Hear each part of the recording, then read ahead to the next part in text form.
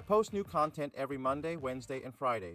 Make sure to hit that subscribe button. Hello everyone, welcome back to Lishi10's channel. So last weekend is a very exciting moment for us. There's a pre-release of Aetherdrift and then also a Japan Regional Championship. While the main event is about modern and the Aetherdrift card are not allowed to use, there's actually a very special side event there. The Japan Standard Cup, there's players allowed to use Aetherdrift card. The event is over 450 players battling out.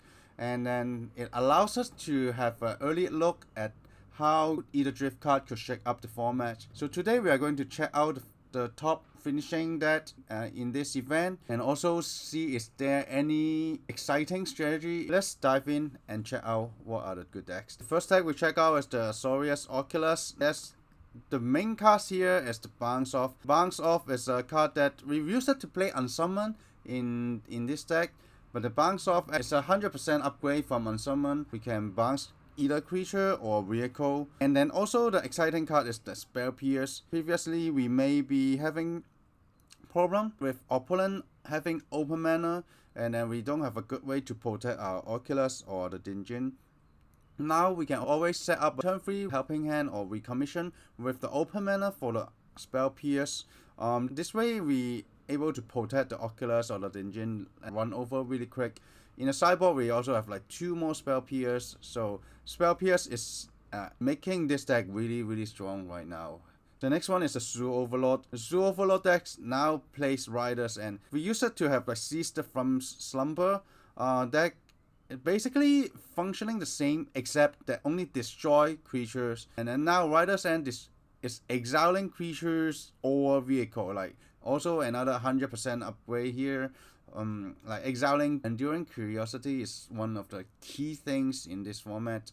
And then the reason playing this Riders End is it converted mana cost is 5, and we can trigger up the Beanstalk at a very cheap cost.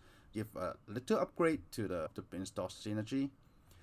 There's another Zoo Overlord decks in the top 8. This one is a little bit more exciting. This Zoo Overlord deck is a Naya based. We saw like some green-white cards here, but then we also have this Red Overlord. The Red Overlord provide a really huge threat there. It's a card that we can cast and then stabilize the board. The red version is enabled by the new Sunbillow Verge. The main color of this Verge is being white is huge. We have like a solid white and green mana base, while we're still able to splash the additional Overlord here. And then we also have the Zoo. Zoo also like the activated ability is using white mana.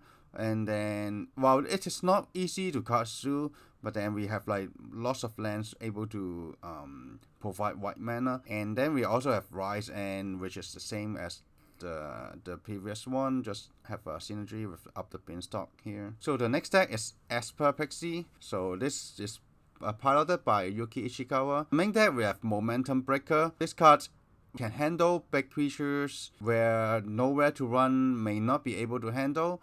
While the best part is that if opponent do not have any creatures in play, we can always cast this card and opponent will have to discard a card. And then in the sideboard we have this Green Bubble. Green Bubble is a very efficient card, just 1 mana, -2/-2. I would expect to see lots of it, like being so efficient is so good here. And then we also have the second Momentum Breaker here. So the removal package in this deck has been upgraded really big.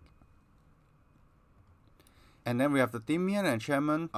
There's no new cards in the main deck. We can see there's an Oil Dip Gearhawk in the sideboard. I think this card helps fix some aggressive matchup. Normally, if you have a bad draw with this type of Dimir decks, you can really get run over by other red decks. But this Oil Dip Gearhawk being lifelink and Ward 1 allows us to have a lifelink creature to stabilize the board.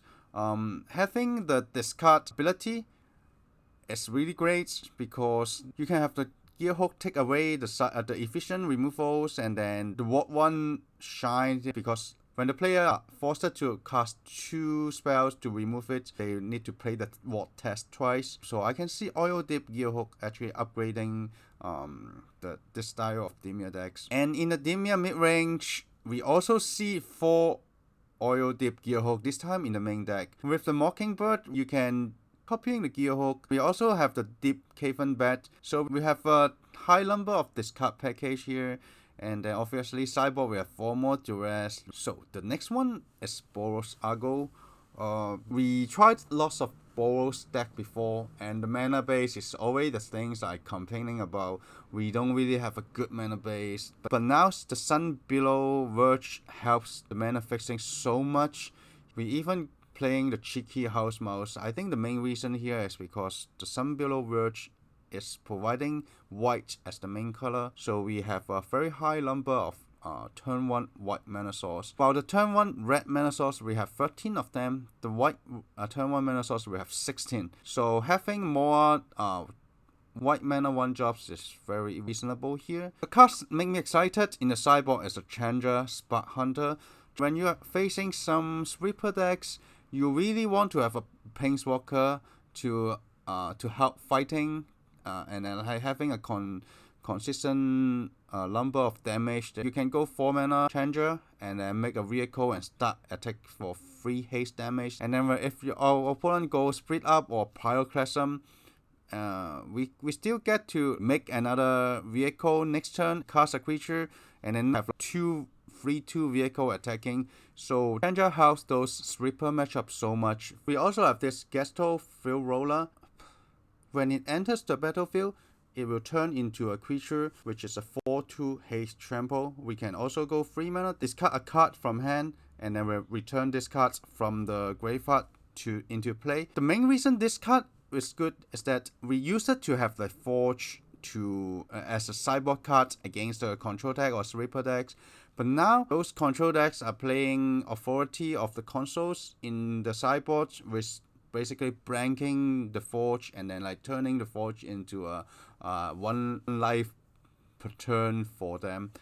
And Gastro, Field Roller, and Chandra actually won't have this problem, as the vehicle enters the battlefield as an artifact which is not tapped, and then it turns into creature, so we still get to like attack with the 4/2 haste or the 3/2 vehicle there. So basically it's an anti-hate card. And I can see the Authority is going to be down there with like these 2 good red sideboard cards. So the last deck, we have this Afterburner Expert and then Draconotic Engineer. Afterburner Expert allows us to bring it back whenever we activate an exhaust ability. So imagine we go turn 2, Fear of Missing Out, discarding the Afterburner Expert, and then the next turn we go Engineer, activating the exhaust. When we activate the exhaust ability, the expert come back, and then the exhaust ability resolve. So now we have a 3/3 and a 4/2 haste here. So which we go turn 3 to 2 creature with 7 powers.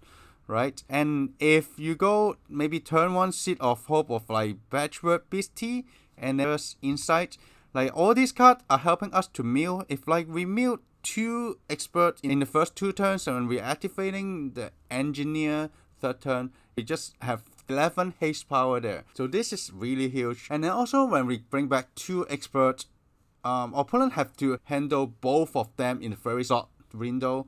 Otherwise, if they kill only one, the expert actually have their own exhaust ability, and then it will just keep bringing back the other one, right? So I can see these 2 exhaust as a very strong engine for a Gruul Aggro decks. Okay, this is what we have today. We have very exciting new formats. We see how new cards are doing well in a really big tournaments.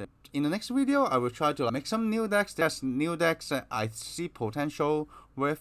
So remember to subscribe the channel and like this video, and I will see you next time. Super Chat is now available, so you can support the channel and have your message highlighted in the comments. Don't forget to like, subscribe, and turn on notifications. I will see you in the next video.